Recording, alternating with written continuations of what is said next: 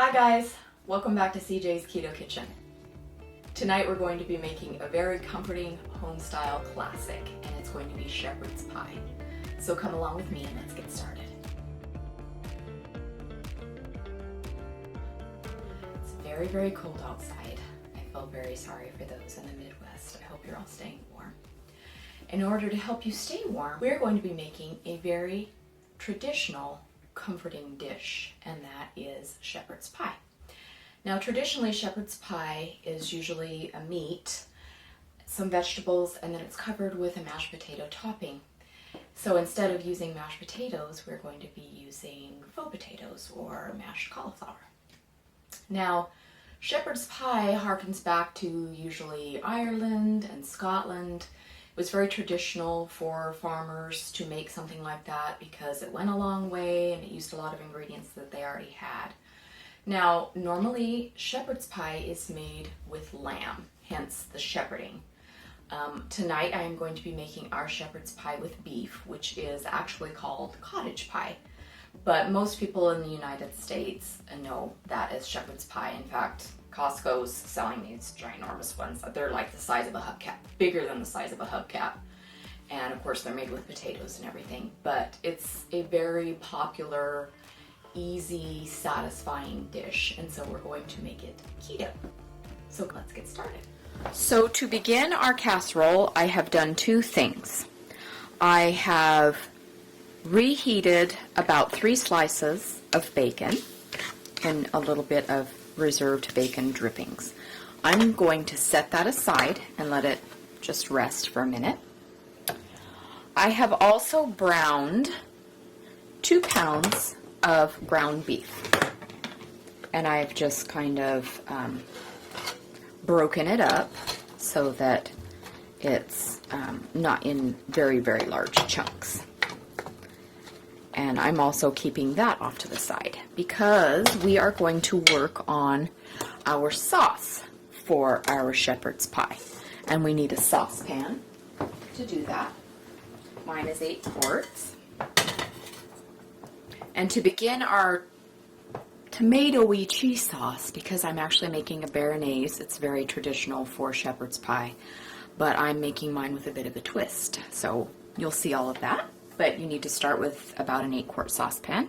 So in our saucepan, we need to melt 3 tablespoons of butter. Okay, to our melting butter, I want to add 3/4 of a cup of heavy cream.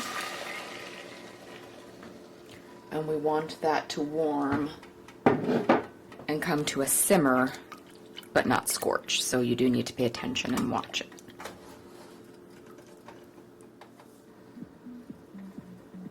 Maybe you should start telling jokes in between while we're waiting for it. I'm sure I got some knock-knock joke. The one she told me was knock-knock. And of course I said, who's there? And she said, boo. And I said, boo-hoo. And she's like, why so sad, Mama? So, all right. So we have got simmering cream and butter. And to this, we're going to add a couple of things. I want to add about 2 teaspoons of Worcestershire sauce. That's going to give us a nice savory flavor. I also want about a teaspoon of tomato paste. That's going to give us a nice, rich tomato flavor.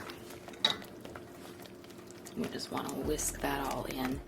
So traditionally you use a béarnaise sauce, which is kind of a white sauce for shepherd's pie, but I'm adding a tomato twist to mine because ketchup is also very traditional in shepherd's pie, or some kind of tomato flavor to marry the meat and the traditional potatoes. So we want to add our cheese, about a cup of cheese, so I'm adding about half of this package because we want to reserve some of our cheese for our faux potato topping. So I'm just letting the cheese melt into this, and I'm stirring continually. so that we are getting a nice cheesy tomato sauce to go with our shepherd's pie. And the cheese is melting nicely. I have this on kind of a medium low, or about 4 if you have a numbered system on your burners. Okay, I'm turning it off.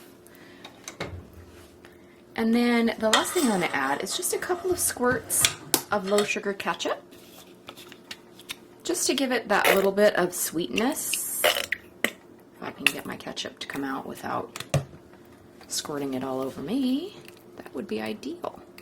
So that's just going to give us a little bit of sweetness to our sauce without having to add any sweetener. Okay, so I'm just going to set that aside, and we're going to start assembling our shepherd's pie.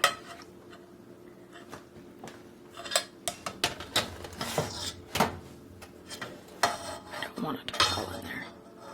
I guess I need a whisk with a longer handle. Okay, so I've got our casserole dish, and mine is about a 9 by 13, so I have a little bit of water in it. Don't want that. And I'm going to put my ground beef inside. And this is 2 pounds of ground beef. And if you wanted to use ground lamb to make it a traditional shepherd's pie, you absolutely could. As we discussed in the beginning of the video, they call it shepherd's pie because it was lamb. So this is more like a cottage pie style.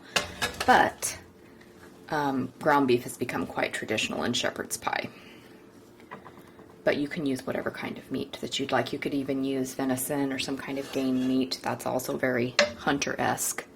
So we've got our ground beef in the bottom, and I'm going to mix our sauce into it. So I'm just going to pour our tomato béarnaise sauce into our meat. Trying to get every bit out of there. And I'm just going to stir that as evenly as I can into our ground beef mixture. And that's going to provide a nice savoriness and moisture to our ground beef.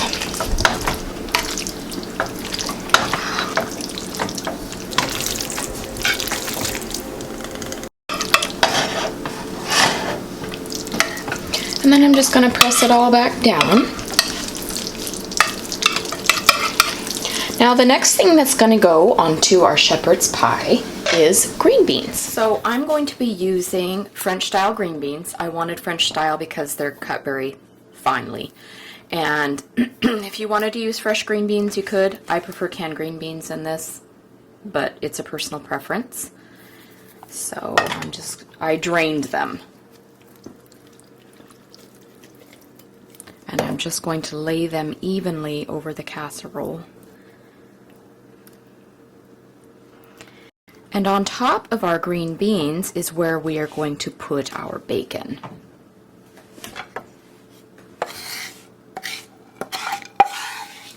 Just dumping it all on top, and then I'm going to, it's cooled now, so I'm using my hands to kind of spread it out so that every area of the casserole is bacony. Okay, so we are done with our 2 layers of our shepherd's pie. Now we are going to top it with our faux-tato topping. Mashed potatoes is very traditional for shepherd's pie to use as the top of your pie. So that's what we're going to do, and we're going to do that in the blender. Okay, so I am taking 1 bag of cauliflower, and mine happens to be, runaway cauliflower, 16 ounces. You could use fresh cauliflower if you wanted, but I prefer to use frozen. I feel like sometimes it's actually more fresh than fresh vegetables because it tends to be processed right there where it's grown instead of driving on a truck for 3 or 4 days to make it to you. So I like frozen. Use whatever you'd like. It needs to be cooked. And I've put mine in the blender, and we're going to be adding several things to make our faux potato mash. I have runaway cauliflower all over. I need about 2 ounces of cream cheese.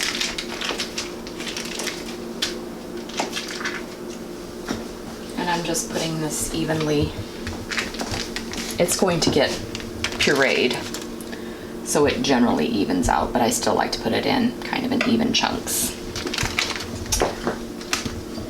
We also need about 2 tablespoons of butter. I'm going to put in about half a teaspoon of roasted garlic.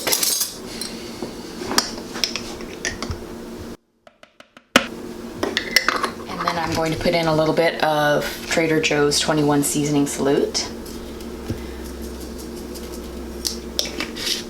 A couple of pinches of Himalayan sea salt.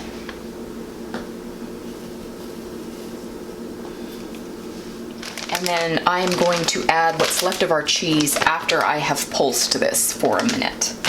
I'm also going to add just a tiny bit of half and half, and I mean a really minuscule amount, just to kind of loosen everything up, because we're working with all solid products here. So I would say maybe 2 tablespoons at the most.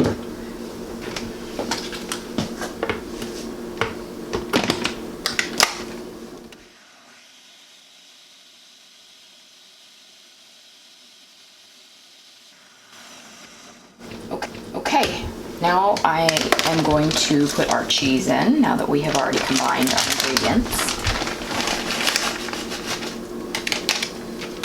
So that was the other half of our 2 cups of cheese. So 1 cup went in to make our tomato béarnaise sauce, and then the other is going in here.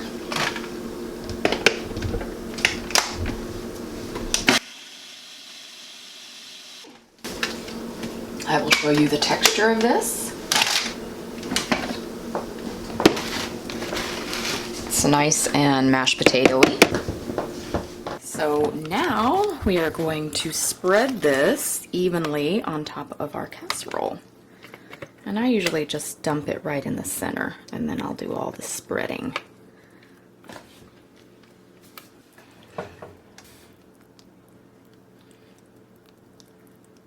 And I'm trying to get it on here without disturbing the rest of our toppings, and I emphasize trying.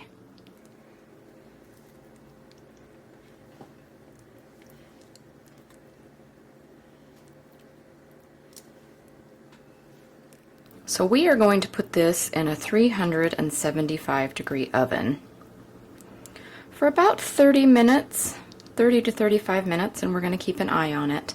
And then towards the end, we are going to broil our faux potato topping just a little bit to make it a little bit brown, because that's what's so pleasing. And you can see the little dots of cheese within our faux potato topping. So those should brown up nicely too. And once again, that is 375 that we're putting it in for about 30 to 35 minutes. All right, in we go. Oh yes, I do want to talk about my beloved oven mat. You can see that I already have a little speck of cheese there from the girls' frozen pizzas, but I got so tired of cleaning my oven, and y'all are seeing it all the time, so I bought these great silicone mats off of Amazon. We'll link them below. I think it was like $11 and you get 3 of them, and they can go up to 500 degrees, so when the bottom of your oven gets dirty, you just take them out and you clean those. They're made out of fiberglass, so instead of having to slave away cleaning your oven all the time if you cook a lot, I really recommend getting some of those. So it's been in for 30 minutes and my oven is talking to you. So it's looking really yummy. It's bubbly on the sides. So now in order to get that nice brown that you usually find on a shepherd's pie, I'm going to broil it for just a minute, and I'm going to keep an eye on it because I don't want it to burn.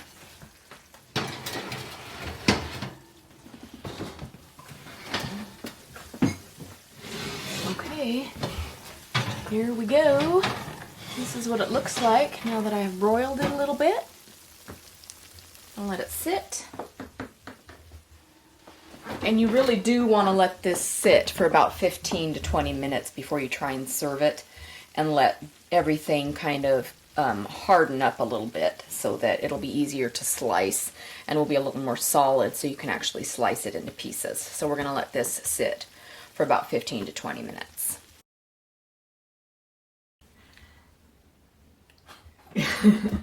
Good evening, CJ. Why are you so formal? Oh my God. Good evening.